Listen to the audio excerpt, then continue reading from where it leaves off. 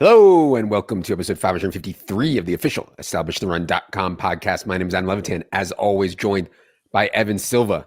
The NFL draft is officially behind us.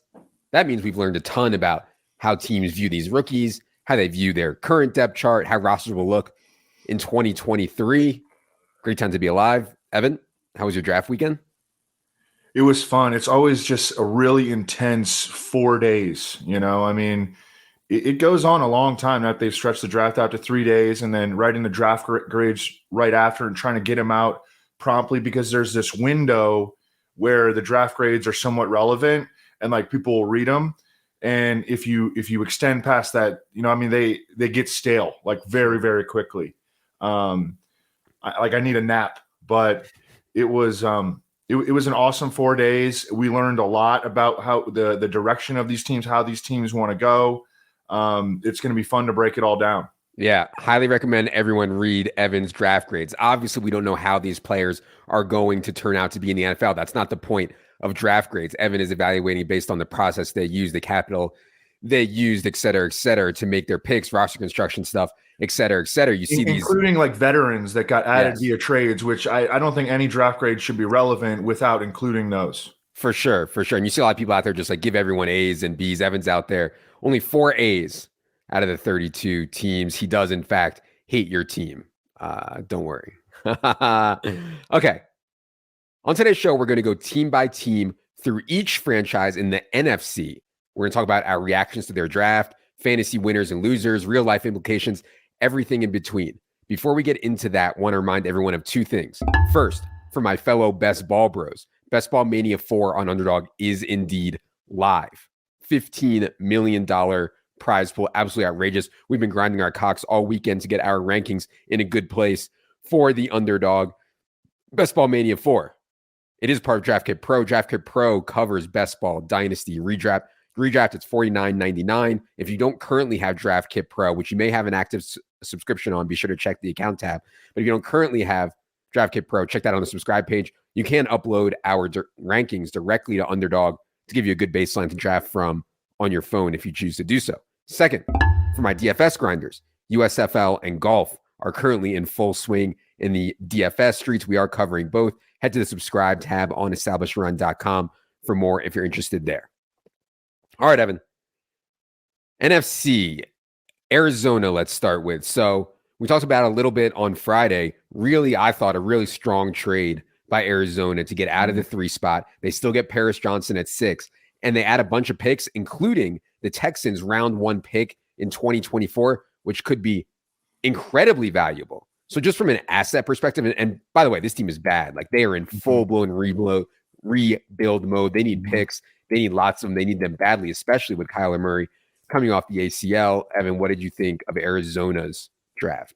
Yeah, and so not only did they get the Texans' 2024 first and third rounders, they moved back again at the top of round 2, and the Cardinals secured the Titans' third rounder in 2024. So, yeah, look, with Kyler coming off this major injury, I think that they are in a rebuild year with a new head coach and a new GM who I think he crushed this. I gave the Cardinals a B+. I think I thought about giving them an A, but I try to be like a tough grader. They still got the guy at the top of the draft that they wanted. You remember all those rumors came out about the Cardinals wanting Paris Johnson at number 3. They still dropped down a little bit, got him at number 6. He's going to bookend DJ Humphries right away and probably take over for DJ Humphries at left tackle eventually. I love the player that they got at number 41 after their second trade down in that deal with the Titans, BJ Ojulari. I thought he had a chance to go in the first round. He's a polished pass rusher who can bend the edge. Garrett Williams, cornerback out of Syracuse, is coming off a torn ACL.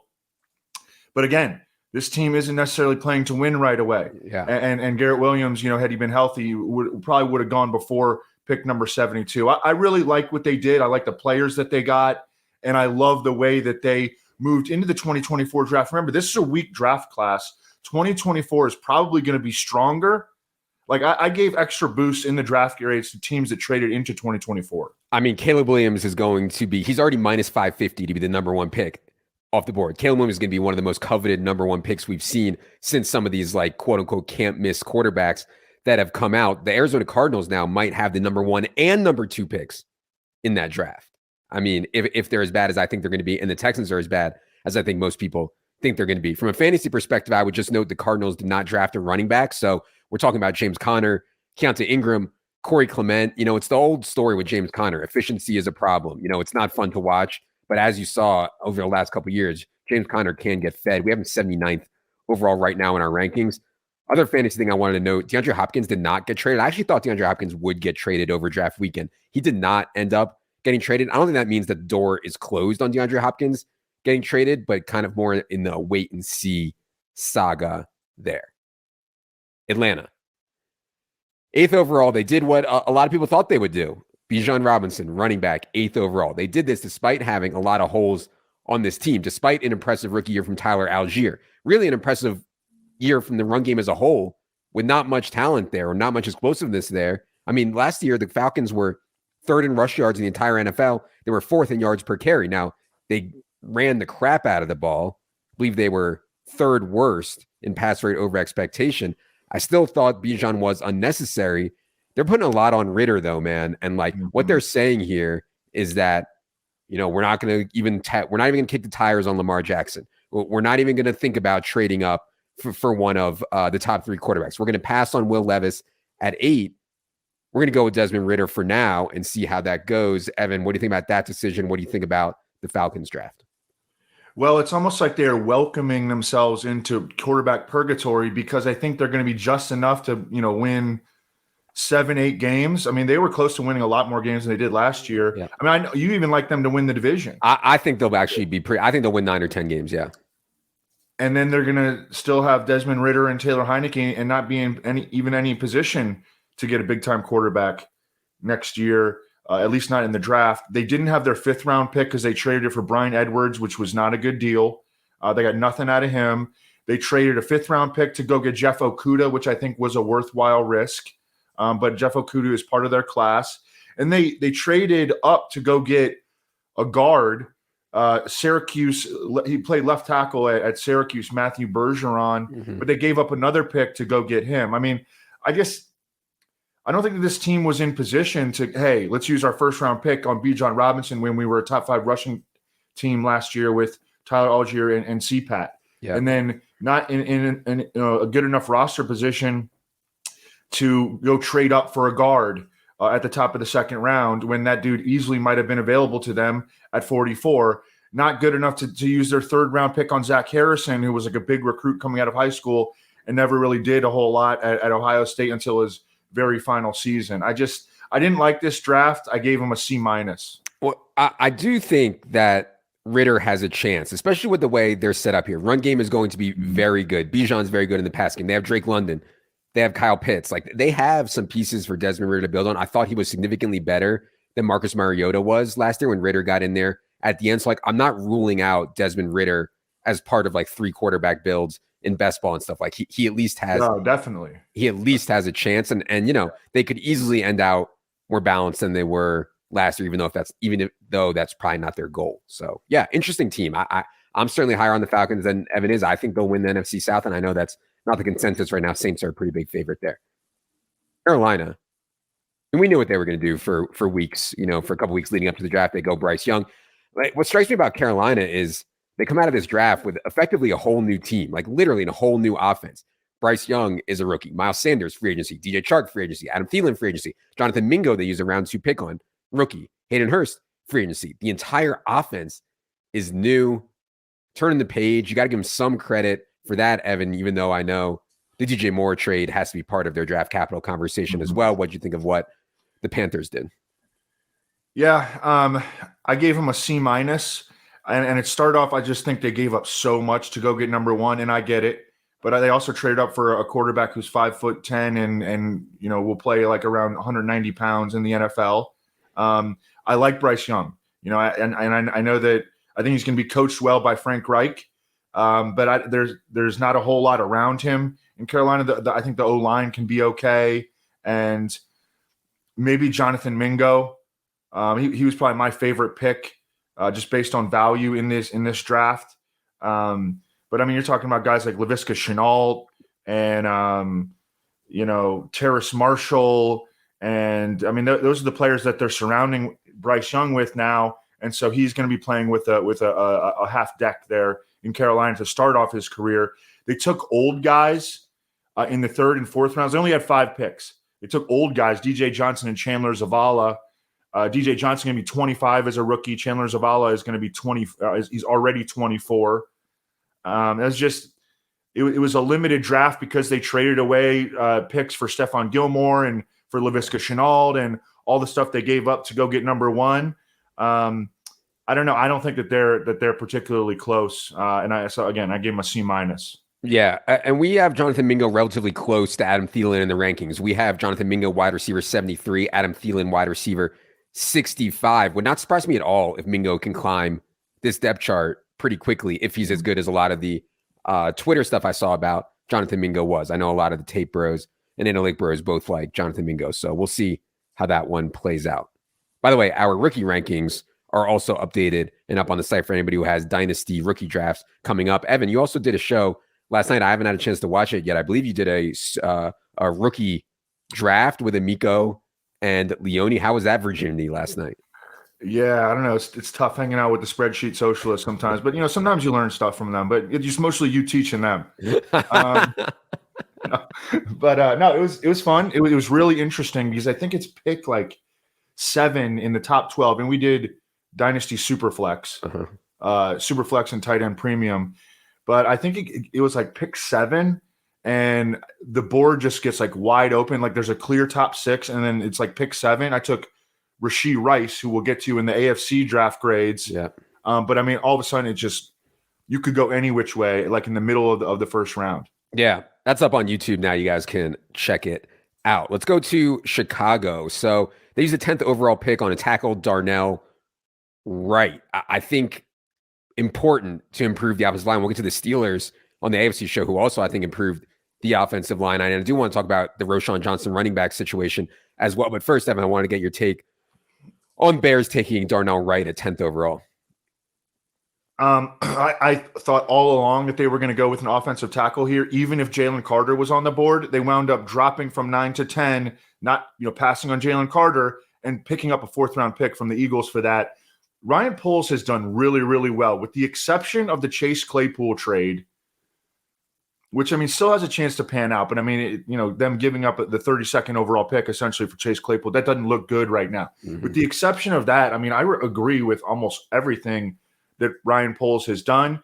His trade at the top of the draft was awesome. You get DJ Moore, you get number 61 overall, you get a 2024 first rounder and a 2025 second rounder to drop from 1 to 9. And then you and now they have the potential to have a legit quality starters at all 5 offensive line positions. Darnell Wright is going to slot in right away opposite Braxton Jones. And they've got, enough good interior players that they can protect Justin Fields now. And then you've got DJ Moore, and you've got Darnell Mooney, and you got Claypool, and you got Cole Kmet, and you got Robert Tonyan as pass catchers. And I mean, all of a sudden the supporting cast looks pretty good. And then they hammered D-line in the 2nd and 3rd rounds, Gervon Dexter and Zach Pickens. Dexter's more of like a nose tackle. Zach Pickens more of a 3 technique. In the 2nd round, they moved up a little bit and got Tyreek Stevenson.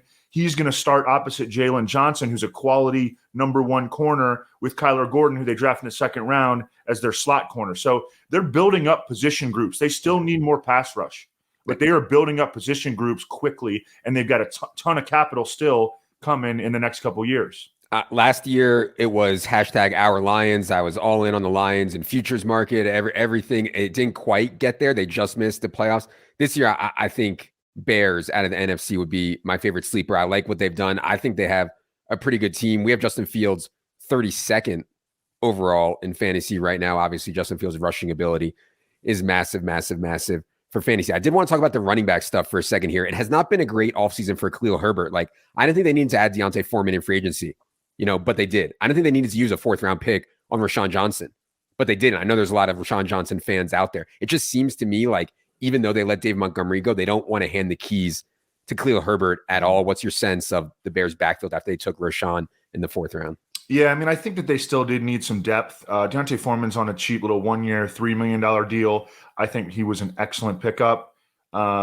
And I think that Rashawn Johnson, you can argue that he was overkill, but they did need another back to come in and compete. He reminds me a lot of Jamal Williams. He's not explosive, but he's big and he's kind of crafty. He was the backup to Bijan Robinson at Texas, but he can play in all three phases and he's super dependable. I don't know. I think that's a good triumvirate. Khalil Herbert, Deontay Foreman, and Rashawn Johnson. I think that's a good trio. Yeah, I do too. From a fantasy perspective, though, I don't think that it's great. And also, you're going to have Justin Fields taking a bunch of goal line carries. Obviously, the push play remains in for this year at the goal line. Dallas. So there was a lot of speculation that Dallas would take a running back at some point in this draft. The only running back they end up taking is 5'5" Deuce Vaughn in round 6. To me, a pretty big win for Tony Pollard. I mean, they added Ronald Jones, they added Deuce Vaughn. But Tony Pollard's leg sounds good. It seems like all wheels up. Now, maybe they still add a big back. You know, someone could still get hurt by Zeke or Leonard Fournette or Kareem Hunt getting added somewhere. But still think a pretty good run out for Tony Pollard so far. What did you think of the Deuce Vaughn pick? Anything else on Dallas's draft? I did not really like their draft very much. I mean, they started off with Maisie Smith, Michigan defensive tackle, had a half sack in his entire career there. Now, I mean, that wasn't always his job to get upfield and make plays, but geez, you'd like to see a little bit more production than that. I think they got hopped for Dalton Kincaid by the Bills, and I think that that's who they were going to take at number 26, but they had to, they had to go with their fallback option, and you get penalized for that. They came back in the second round, got Luke Schoonmaker out of Michigan. If they would have taken Michael Mayer or Dalton Kincaid up top, they wouldn't have had to do that. I think they reached a little bit for him. They did get some credit in terms of their draft grade for getting Brandon Cooks for really a song, and then also Stephon Gilmore for the number 176 overall pick. I like those moves. So I didn't give them like a bad grade. I just gave them a C. But their individual draft, I wasn't too impressed by it. I was a little surprised that at the back of the first round, they didn't just take Michael Mayer or Luke Musgrave or whatever tight end they wanted after losing Dalton Schultz. Like you said, they come back in round 2 and take Luke Schoonmaker. Defensively, though, this team could be very good. And I think that sets up well for Pollard, too. Like, Mozzie Smith was a guy a lot of people that we talked to liked. I know the production wasn't there. Mozzie Smith, though, round 1. And, like, the quotes from Mike McCarthy. I mean, he's like, Kellen Moore wants to light up the scoreboard. I want to run the damn ball. That's what Mike McCarthy says. And so, it's going to set up to play defense and use Tony Pollard a ton. We're like 4 or 5 spots ahead of Tony Pollard in ADP right now. I think people are going to catch up to us eventually. But for now, I think Tony Pollard's pretty good pick there in the middle of round 2. And you can get him there for sure. Let's go to Detroit. We talked about the Jahmyr Gibbs pick a bunch on Friday. From a real life perspective, I think we'd all agree it's a pretty bad reach. From a fantasy perspective, I mean, my God, I understand David Montgomery is here, but DeAndre Swift is gone. 12th overall draft capital. Jahmyr Gibbs' skill set is so fantasy friendly, and there's not that much target competition behind Amon-Ra St. Brown, at least until Jameson Williams gets back. We're talking about Marvin Jones, Josh Reynolds. They also took Sam Laporta, a guy that Thor came on and raved about, who I think is going to be really interesting and a really good landing spot for him. Lions made a lot of picks, a lot of premium picks. What do you think of their draft? Well, let me start off with this. So I'm doing this dynasty startup right now, and we're in the 3rd round. It's a super flex, no tight end premium, and we're trying to decide between Jahmyr Gibbs and Travis Etienne. There is some concern with David Montgomery being in Detroit, and Jahmyr Gibbs obviously is the shiny new toy. Travis Etienne was not part of the coaching staff currently in Jacksonville was not there when they drafted Travis Etienne, and they just drafted a 3rd round running back too. So those are the kind of the concerns that we're going over. Who'd you take, Jahmyr Gibbs or Travis Etienne? Our dynasty rankings are updated. We have Gibbs and Etienne very close to each other, 5 spots apart. I think the draft capital alone, and also I know Jacksonville, which we'll get to, did take Tank Bigsby. So, I think Gibbs, but I don't want to overreact to draft capital. But man, there's a big difference between like 12th overall for a running back and 30th overall. Like 12th overall is serious draft capital at the running back position. So I would go Gibbs there slightly. Yep, and that's who we went with. So like it. Okay. Love it for fantasy. In real life, obviously, we're going to have our issues with taking a 199-pound running back at number 12 overall. It's just not a great use of resources. I think that someone they wanted got taken ahead of them. And they moved back. Yeah.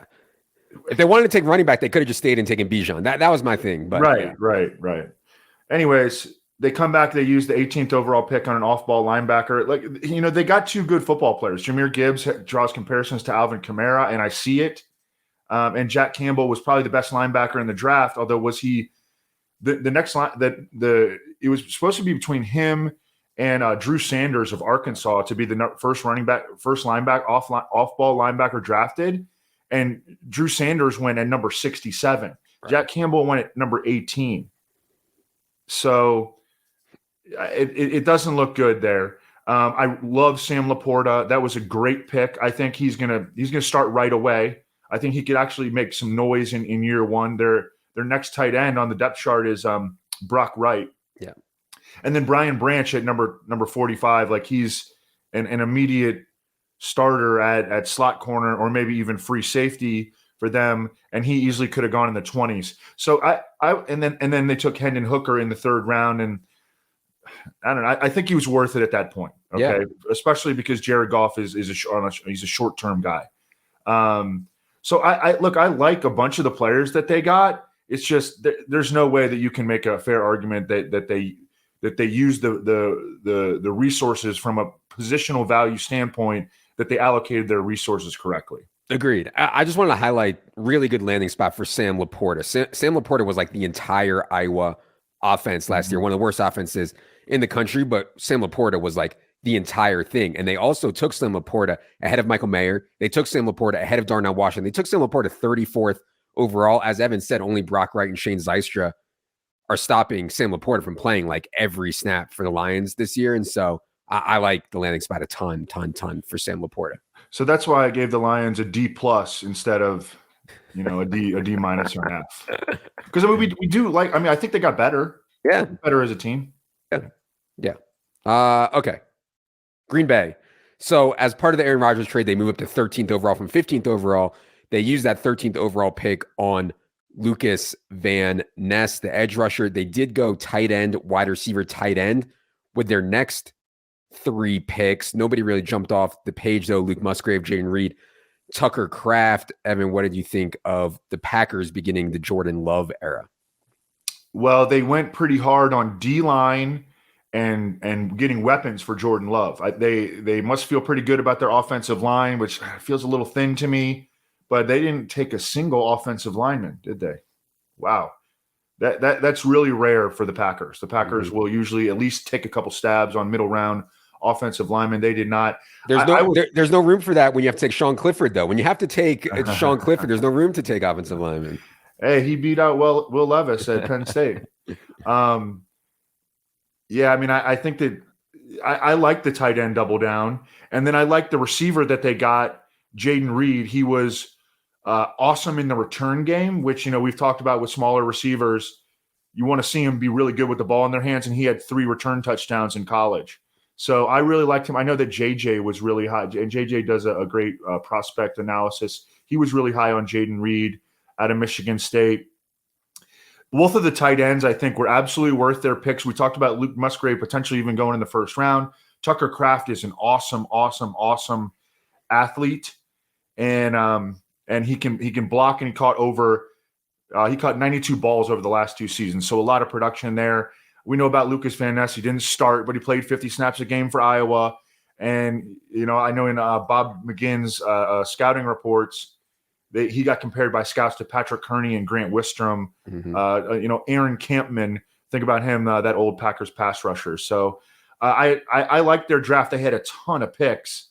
They had 4 7th rounders, 2 6th rounders, but they got enough early round guys that are going to be impact players. I like this draft. They gave them a B. Yeah, I don't think it's crazy to think Jaden Reed can play ahead of Romeo Doubs at some point this season. Like, I know people were really excited about Romeo Doubs. I don't think the real NFL was nearly as excited about Romeo Doubs, as a lot of fantasy people were. And so we have Jaden Reed right now and Romeo Doubs back-to-back in the rankings, wide receiver 75, wide receiver 76. Obviously, Christian Watson is going to be the number one there for Jordan Love. But I mean, he has Watson, Jaden Reed, Doubs, Aaron Jones, AJ Dillon. He got 2 fresh tight ends. Like, Jordan Love, I think, is set up reasonably if the offensive line can stick together. Rams. As always, barely any picks early for the Rams, but this time they did have a ton of picks late. First skill player they take, Kevin, is Stetson Bennett in round 4, which was early. I mean, betting market barely even had him getting drafted. Yeah. Ton of picks late, though, for the Rams, including Mississippi running back Zach Evans. What do you think of the Rams draft? So I think that Stetson Bennett going in the 4th round of this draft is a testament to the weakness of the draft. 192-pound quarterback who's going to be 26 years old and has like off-field issues. I know he won a lot of games in college, at Georgia. And I mean, they had the best defense in the nation like every single year. But and then that kind of speaks to the Rams approach, because the Rams, they didn't have a lot of early round draft capital. And with the picks that they did have, they kept trading down to get more picks because they know that their roster needs to be replenished. But this isn't the draft to try to use the 6th and 7th round to replenish your roster, because it's a pretty thin draft. So I didn't like this draft. I gave it a D+. Steve Avila, I think, has a chance to be a good player. He could start at guard, maybe even center. Byron Young and Kobe Turner in the 3rd round. They could both be starters for the Rams, but that's because the Rams are really thin. I mean, their roster isn't good. I don't know why they drafted Stetson Bennett. And then it's all the rest of it is all 5th and 6th and 7th round picks. I mean, I don't think they helped themselves very much.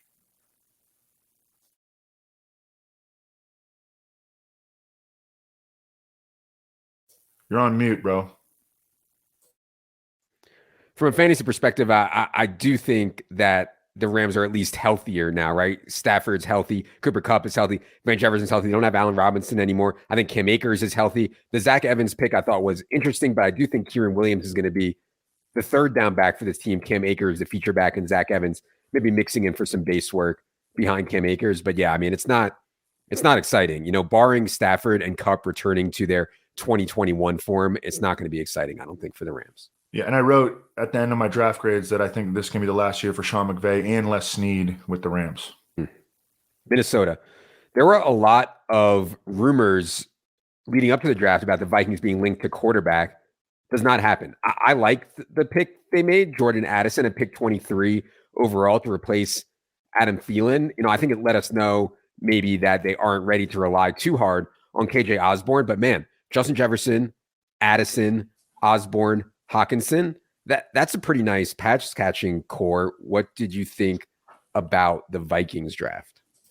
Yeah, and TJ Hawkinson is part of this draft because the Vikings wound up getting from the Lions the 55th overall pick. I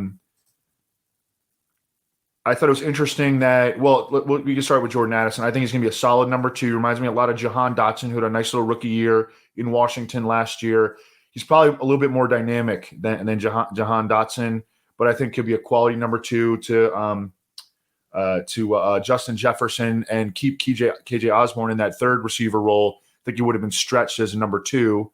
I thought that was a very fine pick at number 23 overall. And then I thought it was interesting that 1 year after drafting 3 big school defensive backs, he came back and drafted 2 more here. Kwesi Adofo-Mensah, the Vikings 2nd-year GM, Mekhi Blackman out of USC, and then Jay Ward out of LSU. And then Jaron Hall, I think he's a better prospect than Kellen Mond, who is no longer with the team. They used a 3rd-round pick on him in 2020 or 2021. No, 2020, and he's already with the Browns. But I think that Jaron Hall is a better prospect than him. I thought this was a fine draft, C+. I want to talk about the running back stuff for a second here. Now, they did take DeWayne McBride in round 7, but man, they have like no cap room. Like the Vikings have no cap space, and Dalvin Cook is set to count $13 million against the cap. He either needs to renegotiate or he's going to be gone. I have no idea where they're at in the renegotiations, but man, I just keep pounding Alexander Mattison every time it gets to me. I think he's going to be fine if Dalvin somehow renegotiates and stays.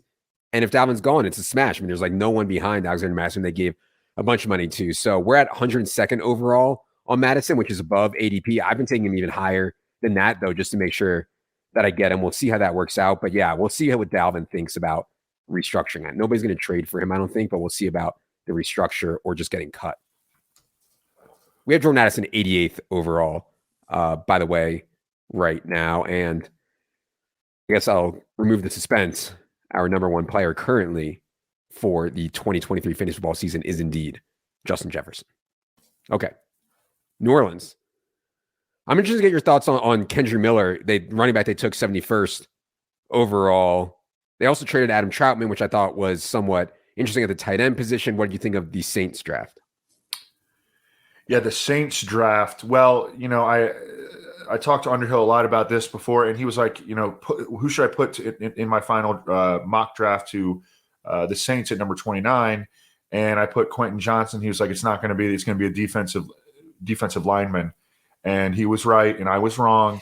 And they not only took a defensive lineman with their first pick, but they took him with their second pick, Isaiah Foskey, who is Notre Dame's all-time sack leader. So I'm going to love him. Okay.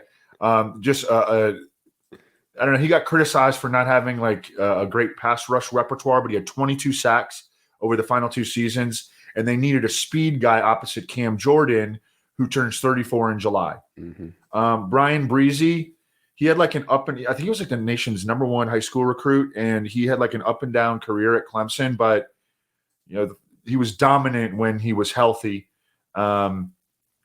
And then Kendra Miller, I did not watch him before the draft, but I watched him a little bit as I was doing my draft grades, and he's a fun RB to watch. He's got legit feature back size at 5'11", 215. He's like a darting runner, and he's got a lot of explosion between the tackles. And I was like, wow, this dude is good. And Alvin Kamara is facing a suspension, and I think that he declined last year. And then they've only got Jamal Williams beside him. I think Kendra Miller was actually, in terms of dynasty rankings, I don't know what his dynasty ranking was before the draft, but he was one of the bigger winners. Yes. Because there's a chance that he could be like maybe even the Saints lead back by 2024, maybe even at certain points in 2023.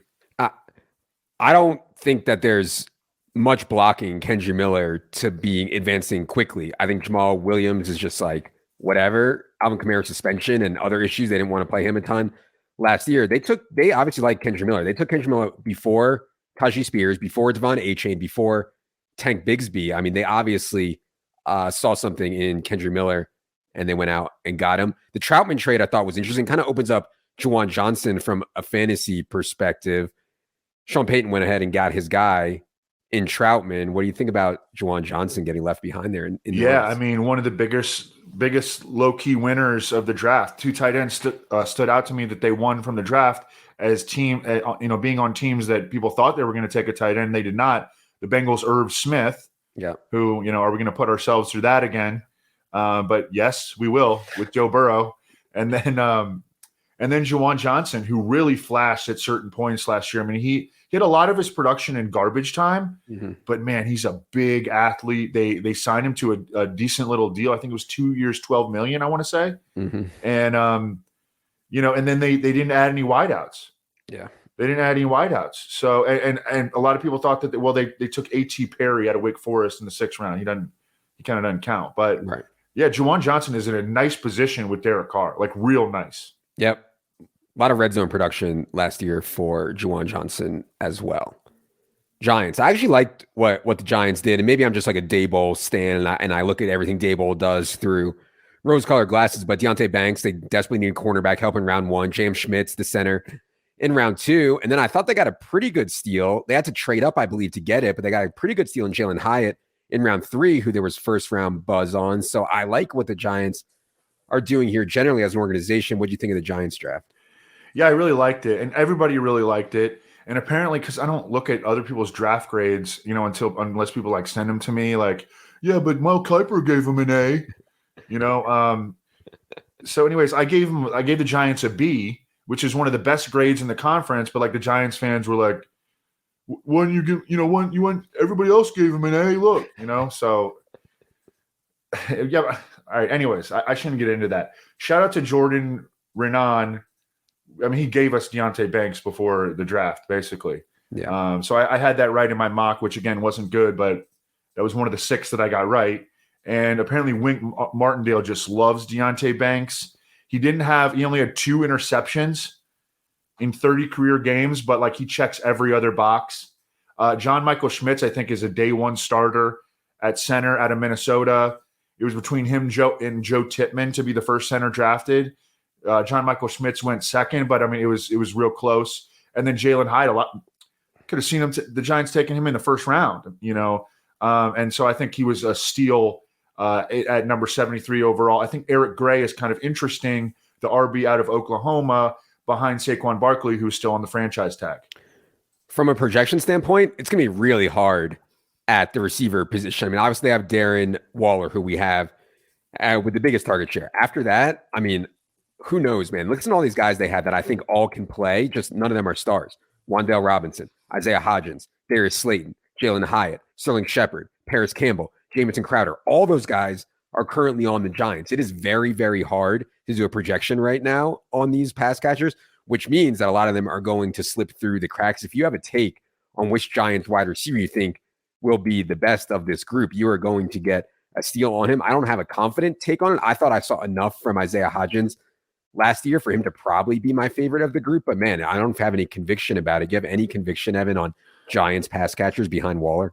I've always kind of been a Darius Slayton guy, you know, and he's one of the guys that, he'll disappoint you and then he'll rope you right back in with a monster game or a monster play downfield. I don't know. It's going to be a big competition. Also, as you mentioned, Darren Waller was included in this in their draft grade. That was a solid acquisition. They got him for a 3rd rounder from the Raiders. Right. That was the Kadarius Toney pick they got from the Chiefs. They used to acquire Darren Waller. Eagles. I mean, we've been saying it for years. Nobody wants to hear it, or maybe people do. I don't know. But when it comes to NFL roster construction, NFL salary cap, Howie Roseman is like so far and away better than anyone else in the entire NFL. It's like laughable. They make hard decisions like moving on from veterans, that the fan base loves before they run out of gas. They make really good moves with manipulating the salary cap to make sure that they are always set up well. And then just the philosophy that we're going to be the best on the offensive line. We're going to be the best on the defensive line. And so they go out, they get Jalen Carter at 9, Nolan Smith, who a lot of people had them mocked at 10. Nolan Smith, they end up getting at 30. They send a round 4 pick for DeAndre Swift, who I want to spend a few minutes on here in a second. But overall, Evan, seems like every year, free agency, the draft, it's just Eagles are among the class of the league. Yeah, I mean, and then a report came out today from Peter Schrager. Some NFL executives around the league are getting annoyed with how much praise Eagles' Howie Roseman has been receiving during the draft. Maybe they should step their game up then. I mean, his team literally went to the Super Bowl last year. Probably, would have won the Super Bowl if the refs didn't suck at the end of the game. He drafted Jalen Hurts in the 2nd round. Mm-hmm. He stole A.J. Brown. He got a 1st-round pick for Carson Wentz. He built the best offensive line in the league, and the Eagles had 70 sacks last year, and they just crushed this draft. So, what do you expect? Results, process, he's got it all. So, raise your game then. And the A.J. Brown trade is going to lead to like complete regime changes in Tennessee because that was such a ripoff. The Carson Wentz is going to be like, out of the league, you got a 1st-round pick for him. Yeah, he's not even on a roster. Right now. Yeah, I don't know. You want to talk about their draft real quick? I mean, they just smoked it. They're rebuilding. If you're a college football fan, you know how good the Georgia defense has been, and they're just rebuilding the Georgia defense, adding these dudes: Jalen Carter, Tyler Nolan Smith, to Nakobe Dean and Jordan Davis, and they went out. They got DeAndre Swift for a pick in 2025. I mean, the way everything's going, like the world could be over by 2025. I mean, they absolutely crushed this. Tyler Steen, I was listening to Lance Zierlein. He was talking about him. He knows about O-line. His dad was an O-line coach for like 30 years in the NFL. Tyler Steen is like an immediate swing tackle who could be a starter at guard when they move Cam Jurgens into center to take over for Kelsey. And then Sidney Brown was a steal, just a ton of on-ball production at Illinois. Great character guy. And then Kaylee Ringo, who people thought might go in the back end of the first round. They got him in the 4th round. So they crushed it. I gave him an A. I mean, they lost a bunch of defensive pieces off the Super Bowl defense, especially in the secondary, but their defensive line and what they added in this draft, they're going to get to the quarterback a ton. I want to spend a minute on the DeAndre Swift trade here.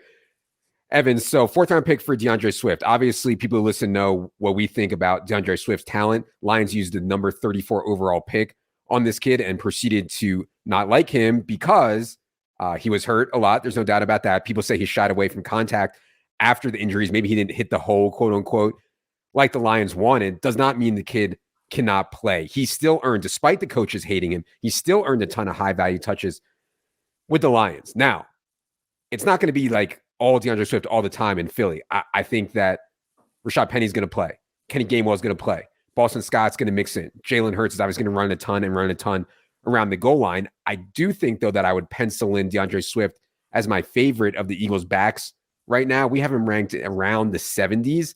That's going to be really swingy based on how we think the usage is going to go. What was your reaction to DeAndre Swift and any fantasy outlooks you think for the Eagles' backfield? Yeah, did you see Leone correcting Norris about the high value touches that DeAndre Swift got in Detroit? I did not. I'll have to look for that.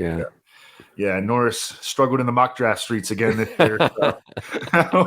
We're having him on after we're having him on again soon. We'll I'm not going to let him live that down. Okay. I think that DeAndre Swift is a running back that you want to give the ball to 8 to 12 times per game. I think the Lions actually were kind of proven right about that. He was the number 6 running back in DVOA at Football Outsiders last year. So he's super efficient. It's just he's not a bell cow. He can't hold up to that level of, the hits. I mean, dude, it's hard. It's hard. I don't blame him. I mean, there's a level of toughness and physicality you have to have to be an NFL player. But I mean, it's hard. But I think he's a change of pace back, and he can be really good in that role. And that's how they're going to use him. Yeah. And they're going to play Kenny Gainwell and Rashad Penny plenty. We have all 3 of those guys ranked. And I'm not afraid to take both Penny and Swift ahead of ADP. This team is going to be very, very, very efficient. I think Gainwell is going to be an interesting pick as well. Yeah. Eagles' rival in NFC is San Francisco 49ers. I mean, I wasn't paying that close attention to round 3. I get an alert on my phone that they just took a kicker. The 49ers did at 99 overall. Only 5 teams have taken a kicker in the first 3 rounds since the year 2000. Sebastian Janikowski to the Raiders, Nate Kading to the Chargers, Mike Nugent to the Jets, Roberto Aguayo to the Bucs, which was just an epic disaster. Now Jake Moody to the 49ers. They just didn't have a lot of picks from the Trey Lance trade-up situation. So, I don't know, kicker in round 3 I didn't love, but whatever. What'd you think of the 49ers draft, Evan? Yeah, they were very handicapped in terms of their selections by the Trey Lance and the Christian McCaffrey trades. So McCaffrey is included in their draft grade. So is Trey Lance, though. So and that's not good. Yeah. Jair Brown, I think that they needed help at safety. And Penn State, they tend to produce good athletes, and this guy is not a particularly great athlete, and I think he's mostly a box safety. Then they took the kicker, and then they took a number 2/3 caliber tight end in Cameron Latu out of Alabama, and they took a bunch of day 3 guys. It's just it wasn't a fun draft. By the way, the Eagles to win the NFC are plus 330. The 49ers are plus 350. To me, there's a bigger gap between those 2 teams. I get it. The 49ers are very well coached. They have a ton of good players. I don't think it's that close between the Eagles and the 49ers, even if Brock Purdy gets healthy. So that was one line that stuck out to me. I mean, to me, Eagles should be an overwhelming favorite to win the NFC. If you had to set who's the favorite to be their starting quarterback in week 1, how would you do percentage-wise? Yeah, I would say Arnold, Lance, and Purdy. I would say Purdy 65%, and then Darnold and Lance probably chopping the rest. I think it's pretty likely to be Purdy. If he's able to, they say he'll be able to throw June, July, and if he is able to do so, I think it'll be Purdy. And by the way, Lance, there's rumors out there that Trey Lance is available for trade. I don't know. I think a lot of teams should be taking shots on Trey Lance if they're selling him for relatively cheap. So we'll see. Maybe Trey Lance gets moved. Seattle. So a lot of people had Jalen Carter going to Seattle at 5. They pass on him. They go with Devin Witherspoon, the cornerback, at 5. Then they come back at 20 and take Jackson Smith in Jigba. I just want to say that, like, we have Geno Smith, the QB 16. I could easily see him outproducing that again. I mean, last year, Seattle was 8th in pass rate over expectation. Geno was excellent, 9th in yards per attempt, led the NFL in completion percentage. His weapons, DK Metcalf, Tyler Lockett, Jackson Smith and Jigba, Noah Fant, Kenneth Walker, and then they take Zach Charbonnet, who's probably going to play some we'll talk about in a second here. I mean, I don't know. I think Geno set up to kind of repeat what he did last year. Maybe that's a hot take. Evan, what do you think of that? And what do you think of Seattle's draft? I agree with you. I mean, I think that they're going to be able to score points, like, aggressively. The results are in from the Russell Wilson trade, by the way. The Seahawks wound up turning Russell Wilson into their starting left tackle, Charles Cross, edge Boye Mafe, who has a chance at a real breakout year this year, defensive end Tyreek Smith, wide receiver Derek Young. Those guys, we'll see.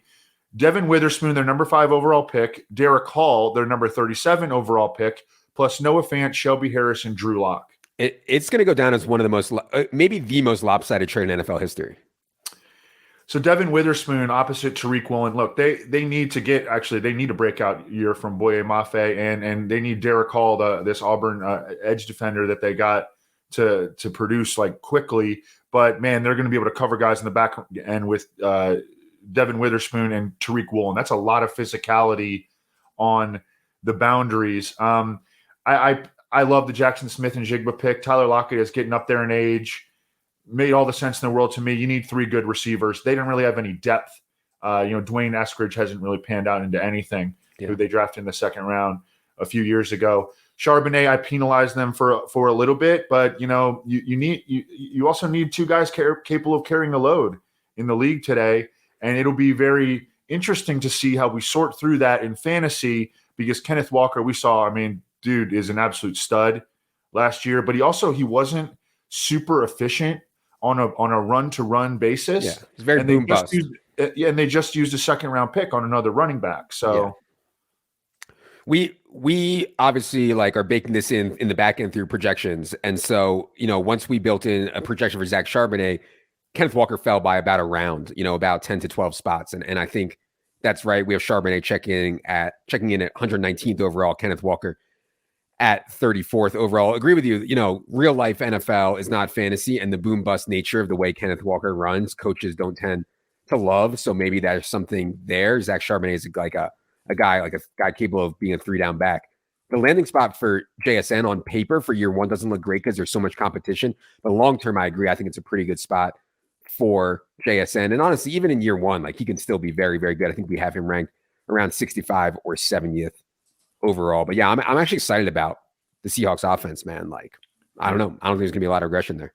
Oh, I left out a guy that they added in the Russell Wilson trade. They also got their 4th round pick, Anthony Bradford, LSU, 332-pound mauling guard with 34-inch arms. He could be a starter for them at guard. Bucks here, second to last one we're gonna do. They don't take a quarterback. If I was running the Bucks and I knew I wouldn't get fired, I would be tanking for Caleb Williams. Like, I think if they got Caleb Williams, they could have, like, a good team very, very soon. They're going to go with Baker and Kyle Trask. They also didn't take any running backs in this draft. So they're going to go, right now they have Rashad White, Chase Edmonds, Keyshawn Vaughn. But yeah, the quarterback play from the team, I'm just really worried about it. Yeah. What did you think of Tampa's draft? I thought it was fine. I think that Kalijah Cansey is like an undersized gap shooter, sort of like his fellow Pittsburgh alum, Aaron Donald. I mean, obviously he's not that good, but I think he's a really good complement to Vita Vea on the inside of their defense. Cody Mauch out of North Dakota State. He's the red-haired dude with no front teeth. I think he's going to be good. He's really, really athletic. And then Yaya Diaby, I mean, they need help on the edge. I mean, they just got really old all at once, and they need, like, a lot of players at this point, and I don't think they're going to be good. I mean, Baker Mayfield and Kyle Trask at the top of your quarterback depth chart, that's scary. I also still don't understand why they traded away Shaq Mason to the Texans. We'll talk about that more when we get to the Texans and the AFC podcast. Yeah, Tampa is a mess for sure. Last one we're going to do here today is the Washington Commanders. The favorite was for them to take a cornerback. They did so. Emmanuel Forbes at 16 overall. They passed on all the quarterbacks. And honestly, from what I've heard, they don't even like looking. They're like, we're super committed to Sam Howell. We have Jacoby Brissett, but we want it to be Howell. We'll see how that battle goes in camp.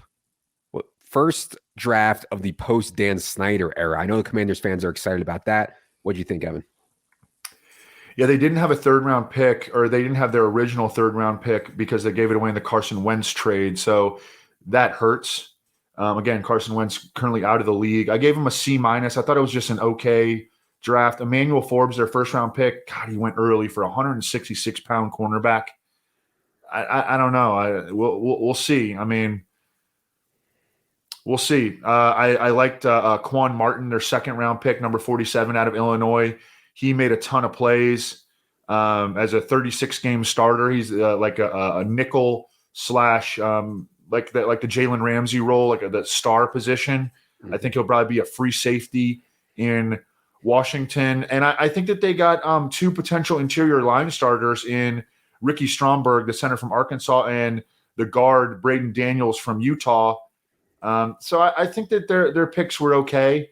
But you know, I mean, it's not like anything that's going to blow you away. And they're entering the season with Jacoby Brissett and Sam Howell at quarterback.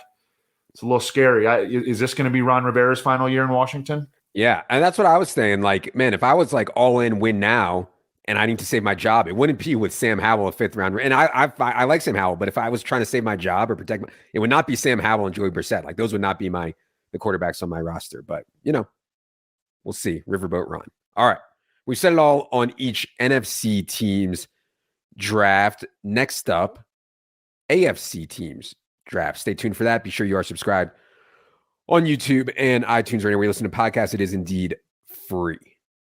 There is content there that we do not put on this podcast as well for the YouTube bros out there. Be sure you check that out. For Evan, for producer Luke, I am Adam. Good luck, everybody.